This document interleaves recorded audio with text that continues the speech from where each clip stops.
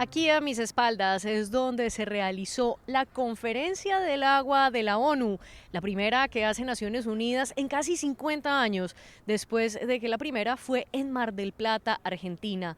¿Cuál fue el objetivo? Lograr compromisos voluntarios en la agenda de la acción por el agua. Y más allá de eso, era crear un momentum político para poner los recursos hídricos y también el saneamiento en el centro del debate. Veamos qué fue lo que ocurrió. El agua potable y el saneamiento son derechos humanos y aunque lo son desde 2010, la conferencia de la ONU revivió la discusión. Luego de 3 días de reuniones, Naciones Unidas afirmó que el agua debería ser el centro del debate, pues es el eje transversal de la seguridad alimentaria, la salud, la energía y el clima. ¿Cuáles son las soluciones? De hecho, sí sabemos cuáles son las soluciones en términos de finanza, infraestructura, gobernanza. Lo que no estamos haciendo bien es conectar los puntos para tener una visión integrada y sistémica para el manejo del agua. Para tener una visión transversal es que los países promueven la creación de un enviado especial de la ONU para el agua, una propuesta que el secretario general Antonio Guterres se comprometió a estudiar. Además, en la agenda de acción hubo más de 700 compromisos. Al respecto, USHA insiste en que las soluciones deben ser basadas en la naturaleza. Tenemos que acoger las soluciones basadas en la naturaleza y la sabiduría y el conocimiento de los pueblos indígenas, quienes han estado gobernando y protegiendo los recursos hídricos por mucho tiempo. Todavía estamos en el modelo de la entrega centralizada del agua. Y creo que entre más adoptemos modelos descentralizados y centros de acceso al agua, mejor estaremos. Pero por ahora el mundo está lejos de alcanzar el objetivo de desarrollo sostenible número 6, pues no todos tienen recursos hídricos. ¿Cómo es vivir sin agua, o por lo menos sin agua suficiente? Esa es una de las realidades que enfrenta Zamora en el estado de Michoacán, en México. Y para hablar del tema nos acompaña Carlos Soto, el alcalde. Carlos, bienvenido aquí a France 24 y empecemos por hablar de cómo es esa realidad y qué tanta seguridad hídrica tiene Zamora y si la escasez está relacionada o no con la siembra de aguacate.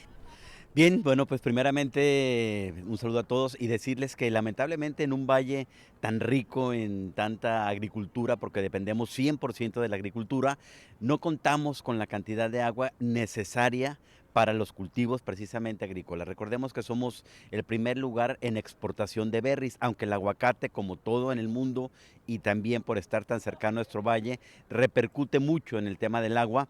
Tenemos que trabajar muy, pero muy duro, primero en el saneamiento de todas estas aguas que tenemos y además poder rescatar toda esta agua que muchas veces se desperdicia, que en el valle no la tenemos, pero en nuestros alrededores, por ser Zamora, cabecera municipal, no puede llegar a nosotros de la manera en que queremos. Y frente a esa crisis que enfrenta Zamora, uno de los planes es reutilizar las aguas.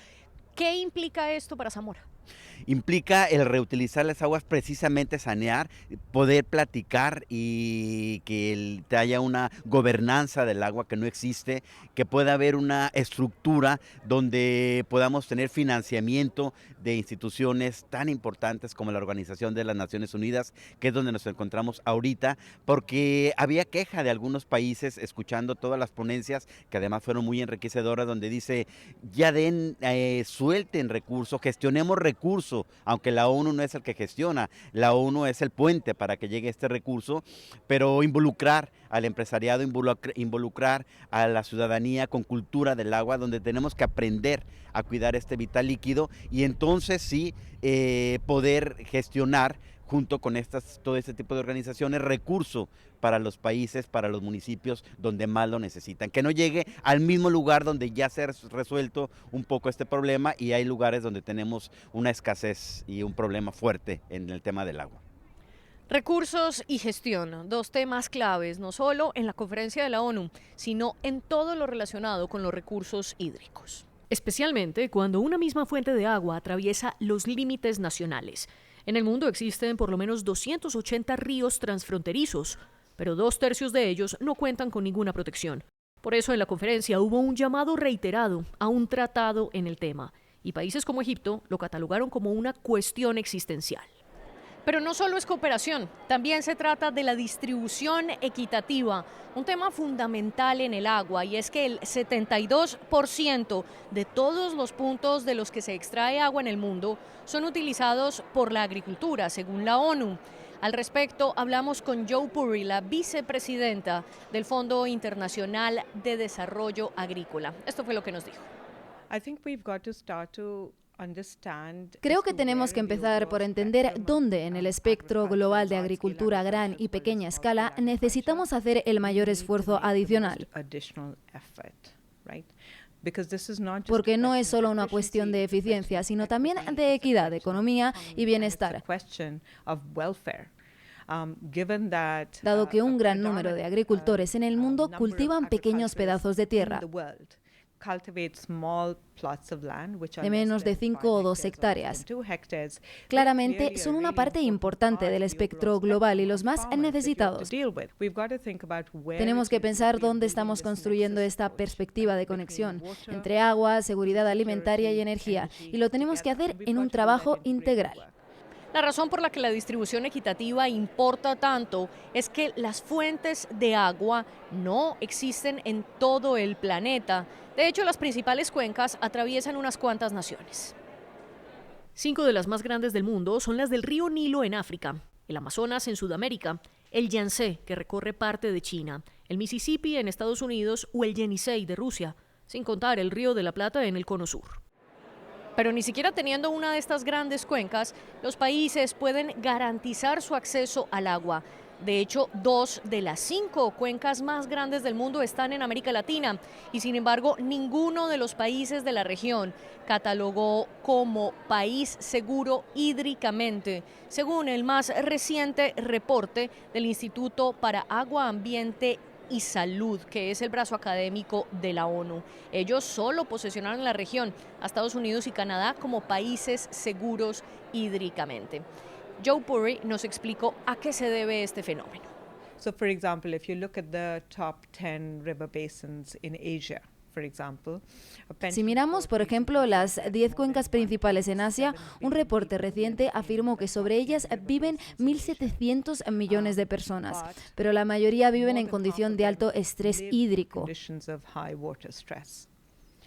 En Brasil, a pesar de que hay agua en abundancia, las partes del nordeste y sudeste, que son las más pobladas, no son las que tienen agua.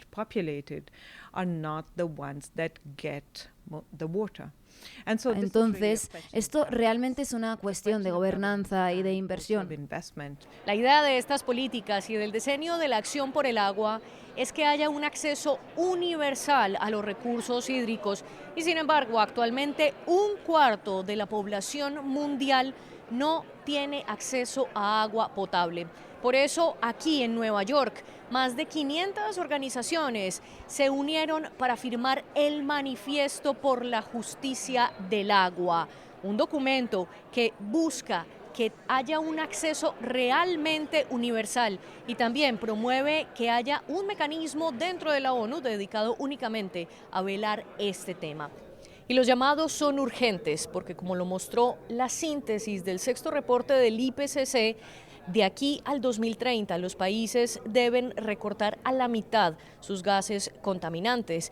Si no, la crisis climática será todavía peor, una crisis que está profundamente ligada con el agua. Actualmente 3 de cada 4 desastres naturales están relacionados con los recursos hídricos y una de las consecuencias las hemos visto en América Latina.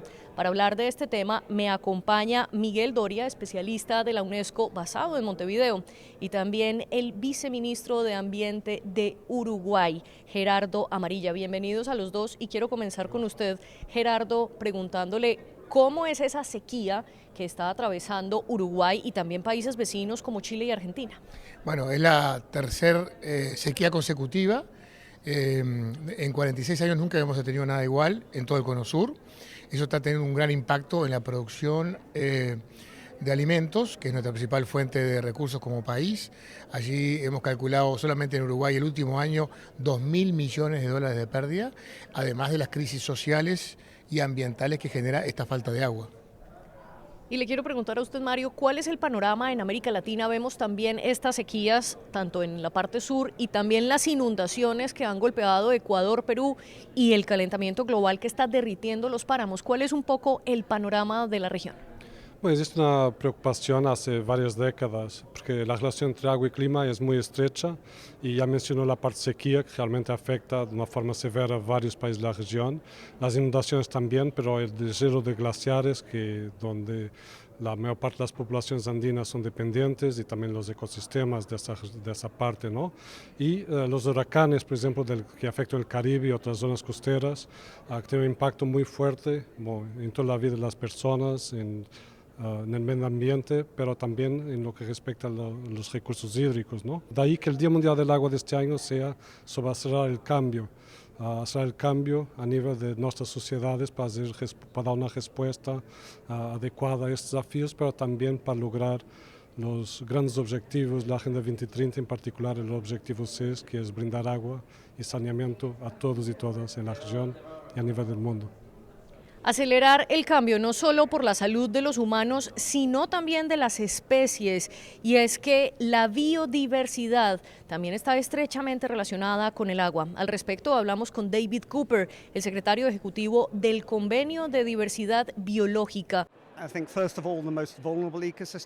Creo que primero debemos enfocarnos en los ecosistemas más vulnerables. En las áreas costeras, estos son arrecifes de coral, manglares y pradera marina.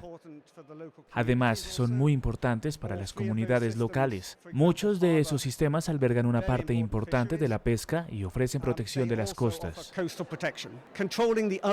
Controlando las otras presiones que existen sobre ellos, como reduciendo los excesos de nutrientes que vienen de la tierra, de la agricultura, de los desperdicios humanos, la sedimentación, limitando la sobrepesca o la pesca destructiva podría darle a estos ecosistemas una posibilidad de sobrevivir al cambio climático. Pero también necesitamos esforzarnos por mantener 1,5 grados Celsius para que tengan una oportunidad de supervivencia.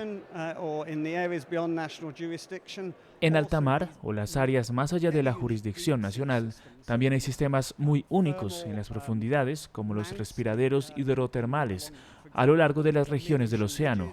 Son áreas críticas, altas en biodiversidad, la mayoría sin descubrir, pero a la vez muy vulnerables.